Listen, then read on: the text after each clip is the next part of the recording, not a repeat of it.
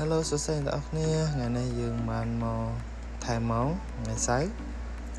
ហើយយើងបានបត់ដែកហើយនឹងប្រេះហើយថ្ងៃនេះដែរគឺយើងប្រេះយើងបានបត់ដែកជាមួយនឹងម៉ាស៊ីនអូតូឥឡូវនេះយើងកំពុងតែប្រេះបដាបត់បដាអញ្ចឹងអ្នកនរដូចឃើញក្នុងវីដេអូហ្នឹងអញ្ចឹង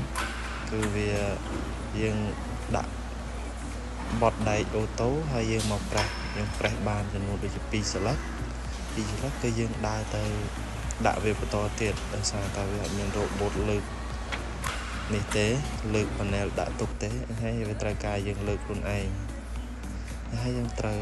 ប្រើកម្លាំងមនុស្សទៅលើកវាចុះឡើងអញ្ចឹងហើយបត់អាហ្នឹងគឺវាស្រួលមែនតើ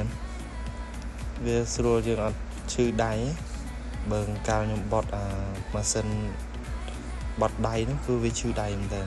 វាធ្វើដៃយើងក្រិនអាចបើយើងអ្នករៀនបត់ដំបូងគឺពងដៃតែម្ដង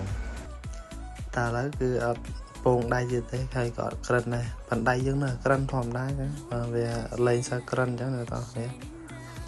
ហើយកាលពីដំបូងគាត់ពីប្រហែលខែមុនគាត់ប្រាប់ថាគាត់យកម៉ាស៊ីនអូតូមកខ្លាចយើងបត់ទៅឈឺស្មាឈឺអីចឹង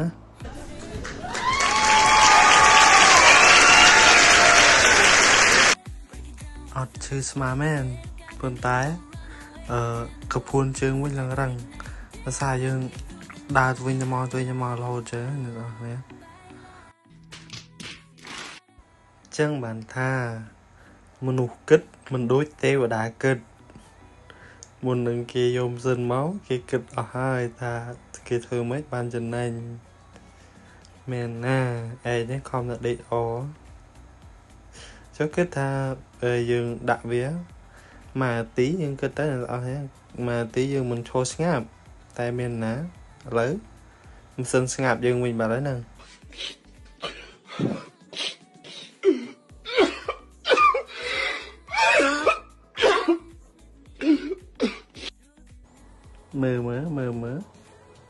មើលវាឡើងមកទីជាងមកស្លឹកបើយើងឈរមើលដឹងអែមប៉ុណ្ណា